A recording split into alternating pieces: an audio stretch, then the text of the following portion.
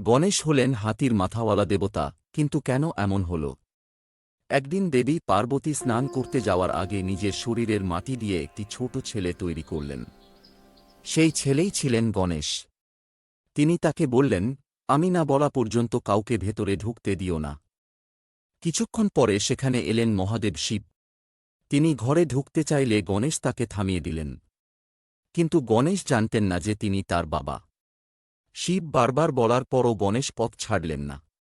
এতে শিব ভীষণ রেগে গেলেন এবং রাগের মাথায় ত্রিশূল তুলে আঘাত করলেন।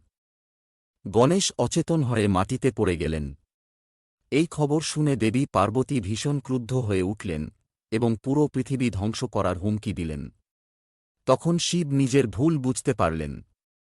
তিনি তার গণদের আদেশ দিলেন, উত্তর দিকে যে প্রথম প্রাণী দেখা যাবে তার মাথা নিয়ে এসো। কিছুক্ষণ পরে তারা একটি হাতির মাথা নিয়ে এল। তখন শিব সেই হাতির মাথা গণেশের দেহে বসিয়ে তাকে আবার জীবিত করলেন। সেই থেকেই গণেশ হলেন হাতির মাথাওয়ালা দেবতা এবং দেবতাদের মধ্যে সবচেয়ে পূজিত দেবতা। ভিডিও ভালো লাগলে লাইক আর সাবস্ক্রাইব করো এবং কমেন্ট করুন। আপনাদের কমেন্ট আমাদের নতুন ভিডিও করতে অনেক উৎসাহ দেয়।